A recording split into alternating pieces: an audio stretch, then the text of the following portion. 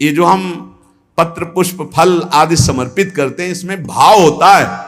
भूखे नहीं हैं, भूखे नहीं भगवान तुम्हारे, बहुत करुणामय है। चाहे हरि हो, चाहे हर हो, चाहे जो भी भगवत स्वरूप हो, बहुत करुणामय है, करुणा का साक्षात स्वरूप है। हमारा संबंध प्रभु से जो है उसको हम स्वीकार नहीं कर रहे, बस खास बातें हैं। और प्रकृति से शरीर का संबंध है, और हम शरीर को मैं मानकर प्रकृति से संबंध माने हुए, परमात्मा से संबंध नहीं। यही बड़ी हानि हो गई। और प्रकृति अर्थात संसार का संबंध कभी सम नहीं होता, बराबर नहीं चलता, नहीं चलेगा, एक जैसा बराबर कभी नहीं रहेगा। ये शरीर नहीं रहा तो इसका संबंध कैसे बराबर रह सकता है? कभी तो ये बालक था, किस घड़ी किस मिनट जवान हुआ पता नहीं चला, कब मुझ के बाहर निकले, तिथि तारीख है कोई तारीख किसी के पास? आज तक कोई विश्व में बतावे किस दिन तुम्हारे मुझ का बाल निकला, किस दिन तुम जवान हुए, किस दिन तुम बुढ़ापा कम मर जाओगे, तुम्हें पता नहीं। और ऐसे झूठे प्रकृति से इतना जोर का संबंध है कि यही लगता है मैं हूं। प्रभु जो हमारे हैं वो हमारे नहीं लगते। घनिष्ठ से घनिष्ठ संबंध में विषमता आ जाएगी। प्रकृति संसार से घनिष्ठ संबंध में कटुता विषमता आएगी, आएगी, देख लेना। क्योंकि यहां समता है नहीं, ये विषम है संसार, समता नहीं है यहां। परंतु प्रभु सम है, वो हर स्थिति में आपको प्यार कर रहे। जो भगवान को गाली दे रहे, फ्री वायु मिल रही है, पृथ्वी धस नहीं रही उनके लिए, हर व्यवस्था मिल रही है। प्रभु सबके लिए बराबर प्यार कर रहे हैं, सम है। हां, जो ऐसे हैं वो पान कर रहे हैं, जो ऐसे हैं वो पान नहीं कर पा रहे। अहंकारी भगवान से विमुख वो ऐसे हैं, और जो दैन्य भगवान के सन्मुख वो ऐसे हैं। बरसा बराबर हो रही है, पान करने की पद्धति नहीं आई, इसलिए वो भगवान को दोष दे रहे हैं। भगवान तुम्हारे अहेतुकी मित्र थे, हैं, रहेंगे, अहेतुकी किसी हेतु से नहीं। संसार ना कभी तुम्हारा था, ना है, न रहेगा, देख लेना, परिणाम में देख लेना। अतः सम स्वरूप भगवान की प्राप्ति के लिए क्रियाओं से संबंध विच्छेद और इन करणों से संबंध विच्छेद, तब अनुभव होता है कि मेरा संबंध प्रभु से है। बड़ा सूक्ष्म विषय है। देखो, अगर नहीं इस विषय को समझोगे तो भंडारा खाते घूमते रहोगे, रुपया जोड़ते रहोगे, मर जाओगे, दूसरा प्रयोग करेगा। पक्की बात समझ लो, ये देखी हुई बात कह रहे। अब बैंक में जमा है, हर भंडारे का 100 रुपया या जहां से आया वो जमा है बैंक, और मर गए और वारिस कोई है नहीं, तो भारत सरकार के काम। जिंदगी भजन के लिए मिली थी, वो चिंतन में। रुपया क्या करता है? चिंतन फंसाता है। कितने हुए? बोले 99। बोले एक और जोड़ो 100 हो जाए। एक नहीं मिलेगा, 10 मिलेंगे। बोले अब 109 है, अगर और व्यवस्था, वो 99 का चक्कर फंसता चला जाता है, पूरा जीवन बर्बाद। जब कोई उपासक सत्संग प्राप्त करता है, जैसे आप सत्संग सुन रहे, ये कभी निष्फल नहीं जाएगा। सत्संग बोध करा के ही छोड़ता है। जैसे नींद से आंख खुलती है तो नींद में हम बेशुद्ध होते हैं, लेकिन जब आंख खुलती तो हमें चेतना हो जाती है, मेरा क्या कर्तव्य है, मुझे क्या करना चाहिए, तो तत्काल हम एक्टिव हो जाते हैं। ऐसे ही संसार में मोह निद्रा में हम सोए हुए हैं।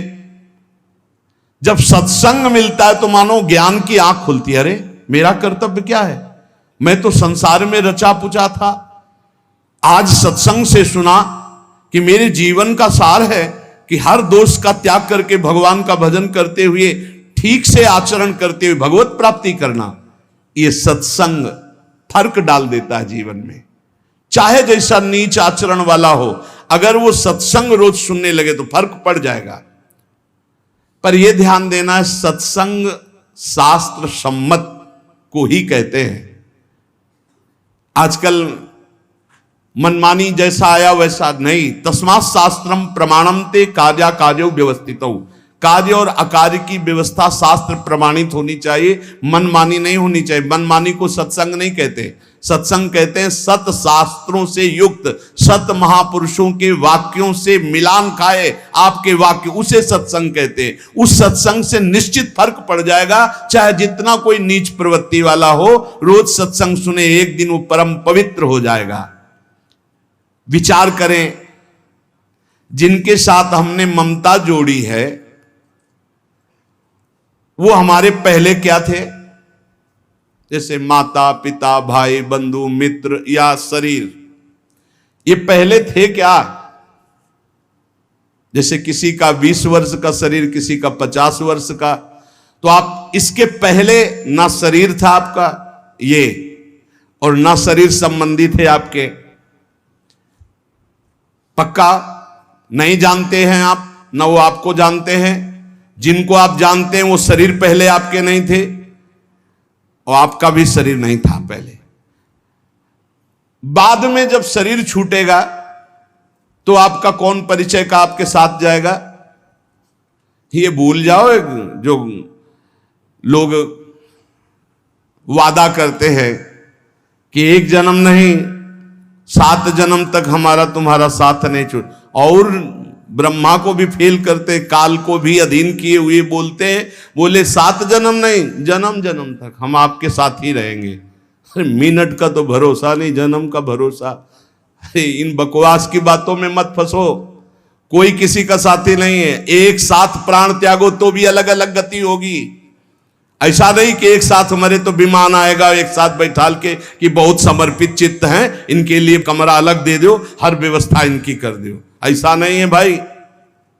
हाँ, दोनों एक साथ भगवत प्राप्त हो गए तो हम बातें मान सकते हैं कि दोनों प्रियालाल के समीप पहुंच जाओगे, पर उस समय दो नहीं होगे। उस समय मैं और तू नहीं होगा, केवल प्रभु ही प्रभु। उस समय ये नहीं होगा कि ये हमारा फ्रेंड है, ये सब इसी लोक की स्मृति है, ये स्मृति नहीं रहती। तो जो पहले हमारे नहीं थे, बाद में हमारे नहीं रहेंगे, तो ये बीच में हमारे कितने दिन हैं, ये विचार सत्संग से आता है। पता नहीं बिना कि सुने बाल्यावस्था में इसी विचार ने हमको बाबा जी बनाया।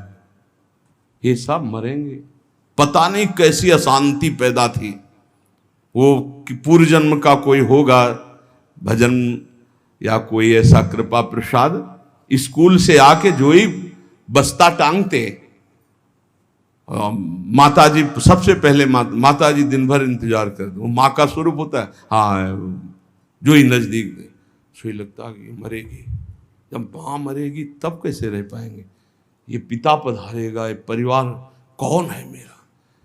और जो बात करती नहीं तो ऊपर बस एकांत में चले जाते हो। बस वहाँ संत जन आते थे तो कीर्तन करवाते थे, श्री राम जय जय राम, श्री राम जय जय। एकांत में बैठ श्री राम जय जय राम, श्री राम जय राम।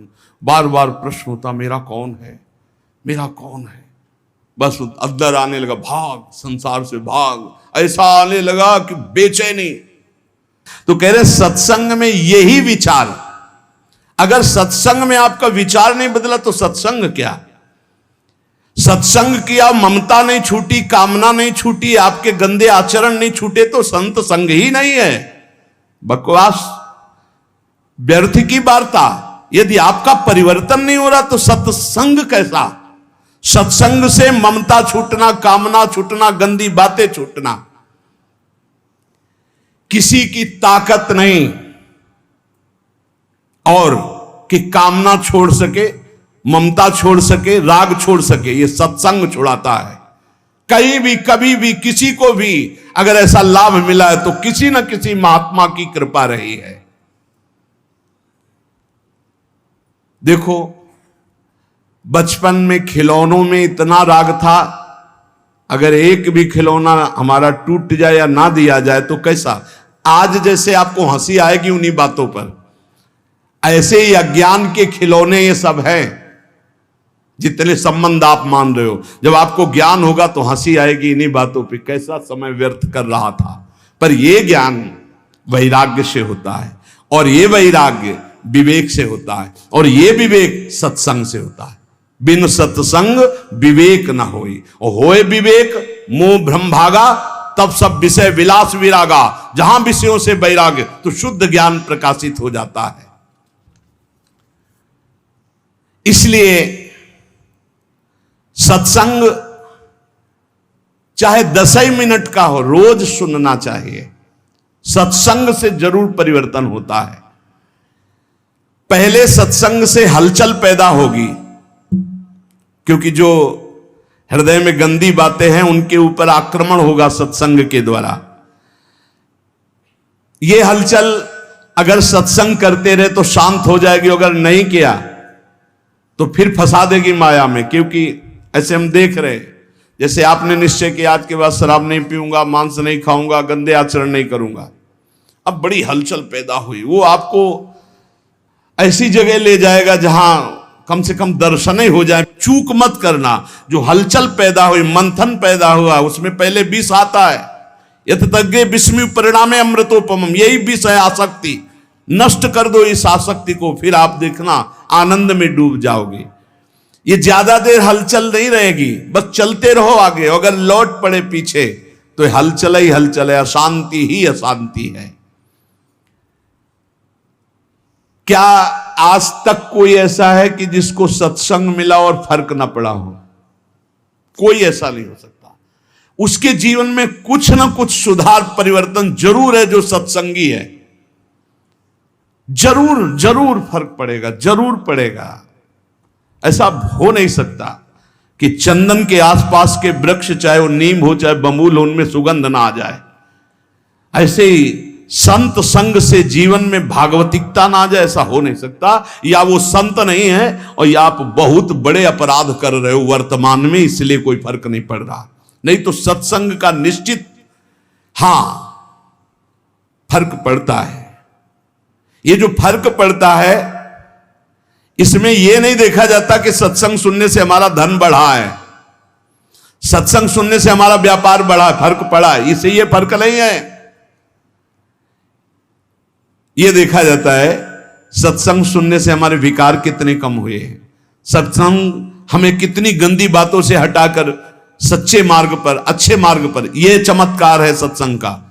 यह नहीं कि हम उन साधु से जुड़ गए तो हमारी कामनाओं की पूर्ति हो गई तो बोले बड़ा चमत्कार। इसे चमत्कार नहीं कहते। चमत्कार कहते हैं अनंत जन्मों की वासनायुक्त मन को पलटकर भगवान के मार्ग में लगा देना। सुख और दुख ये दोनों पूर्व प्रारब्ध कर्म के अनुसार मिलते हैं, लेकिन सत्संग दोनों में सहन करने की सामर्थ्य देता है।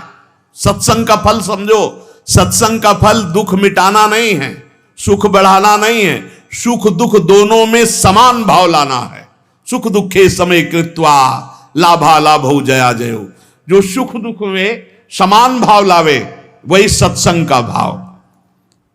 मेरी ऐसी धारणा है कि समस्त पुण्यों का, तीर्थ याटन का, व्रत का, दान का फल है कि परमात्मा में स्थित किसी महात्मा से आपका संबंध हो जाए। पूज्य महापुरुष जिनकी वाणी है कह रहे, मेरी ऐसी धारणा है कि आपके शुभ कर्म, पुण्य कर्मों का, तीर्थ याटन का, दान पुण्य का, आपकी साधना का फल यह है कि परमात्मा में स्थित किसी महात्मा का संग हो जाए। भगवान की विशेष कृपा का अनुभव महात्मा के संग से ही होता है। जितने तीर्थ बने हैं वो सब भगवान से ही बने या भगवान के प्रेमी महात्माओं ब्रह्म ऋषियों से स्थापित हैं। भगवान की लीला, भगवान की महिमा, भगवान की महत्ता, माया से मुक्तता, ये केवल संतों के द्वारा जाना जाता है। कैसे माया से मुक्त होना है, भगवान की महिमा क्या है, भगवान की लीला क्या है, भगवान की महत्ता क्या है, ये मेरी धारणा है। मैं अपनी धारणा से कह रहा हूं कि जो भगवान अवतार लेकर कार्य करते हैं उससे कई गुना बढ़कर भगवान के प्रेमी संत जन कार्य कर देते हैं। भगवान तो विनाश लीला भी करते हैं, संत दुष्टता का विनाश करते हैं, दुष्टों का नहीं।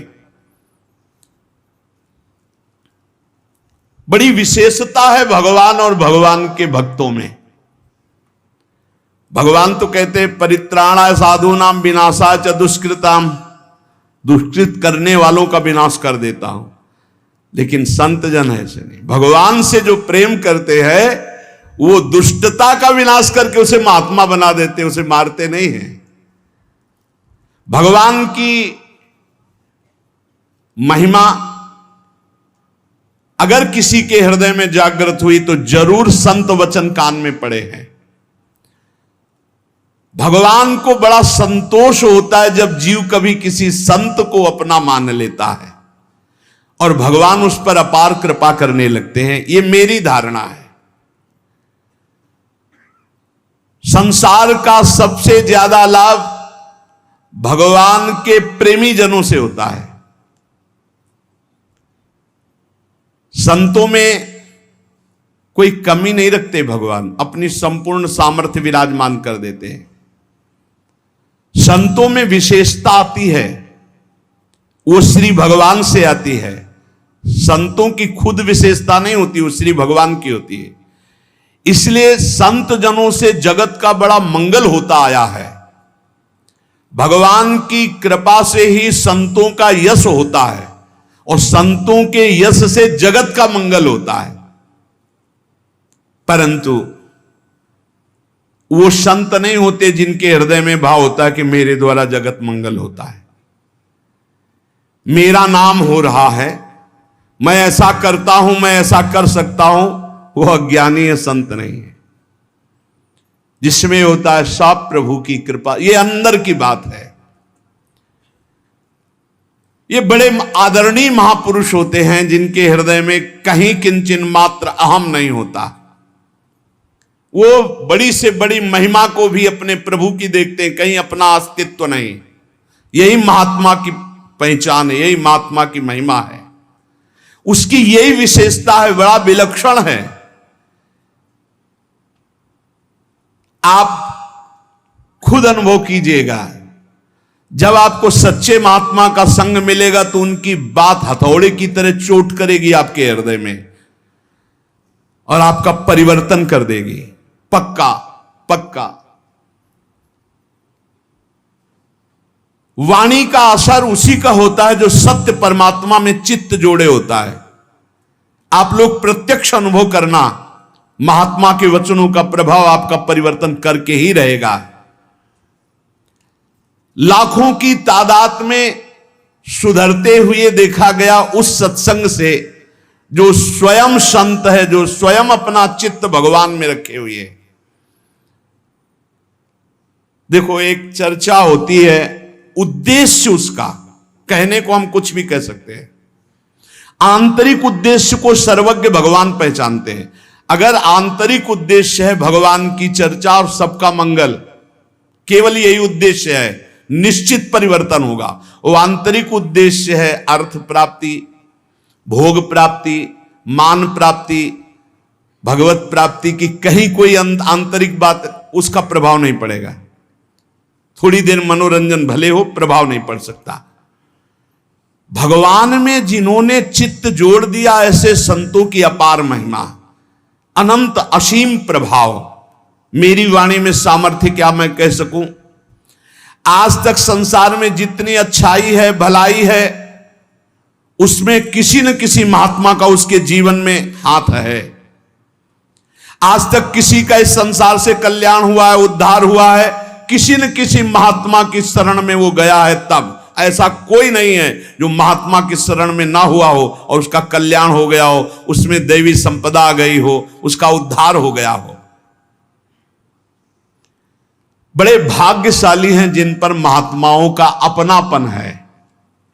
महात्माओं से अपनापन पुण्यात्मा, लेकिन जिनका महात्माओं ने अपनापन स्वीकार कर लिया, ये अपने हैं ऐसा जिनके चिंतन में आने लगा, बड़े भाग्यशाली हैं। भगवान जब विशेष कृपा करते हैं तब महात्माओं के हृदय में प्रियता पैदा कर देते हैं सामने वाले के प्रति। नहीं तो निरपेक्ष महात्माओं के हृदय में कैसे आ सकता है कि ये अपना है। अपना और पराया तो मायाकृत शब्द है, लेकिन ये अपना भगवत कृपा से आता है। जब द्रवे दीन दयालु राघव तो साधु संगति पाई, और वो साधु संगति ये अपने हैं, ऐसा भाव आ जाना। संसार नाश की तरफ ले जा रहा है, संसार में महात्मा कल्याण की तरफ ले जा रहे हैं, बड़ा अंतर है। संसार प्रतिपल नाश की तरफ ले जा रहा है, महात्मा प्रतिपल कल्याण की तरफ। ये भगवान एक नंबर कृपा करिए हैं। जिनके ऊपर एक नंबर की कृपा है वो कल्याण की तरफ बढ़ रहे हैं। दुनिया मात्र अगर महात्मा का संग मिल जाए तो सबका कल्याण हो जाए। राम सिंधु घन सज्जन धीरा, चंदन तरु हरि संत समीरा। भगवान आनंद समुद्र है, तो उस आनंद समुद्र की वर्षा करने वाले महात्मा जन हैं। हर शास्त्र से, अपनी तपस्या से, भजन से उस आनंद के शब्दों को घसीटा और बरसा दिया सत्संग के द्वारा। भगवान चंदन का वृक्ष है तो संत वायु हैं, उस सुगंध को फैलाने वाले हैं। जितना लाभ संतों से होता है उतना और किसी से नहीं होता। मतलब समुद्र भी उतना लाभ सबको नहीं दे सकता जितना वर्षा से होता है, क्योंकि समुद्र के पास जाना पड़ेगा, वर्षा तो फैलकर सब जगह होती है। ऐसे संत चलते फिरते तीर्थ है। भगवान आनंद समुद्र हैं, तो आनंद समुद्र तक पहुंचना बड़ा कठिन, तो उस आनंद समुद्र की हर आनंदमयी बात लेकर संतजन प्रवचन के द्वारा, सत्संग के द्वारा संसार को भिगोते रहते हैं भगवत रस में, भगवत आनंद में। आनंद की बाढ़ अगर कहीं आई है तो सत्संगी के हृदय में ही आई है। भगवान के प्रेमी भक्त अगर कोई बने हैं तो संत कृपा से बने हैं। इसलिए अगर किसी को सत्संग प्राप्त हो गया है तो उसे छोड़ना नहीं, ये दुर्लभ वस्तु है। सुतदारा धन लक्ष्मी पापियों के घर होए, संत समागम हरि कथा तुलसी दुर्लभ दोए। महत्संगस तो दुर्लभ हो। भगवान का पूजन करना, भगवान का भजन करना, भगवान का चिंतन करना आज तक किसी के जीवन में आया है तो संत संग से आया है।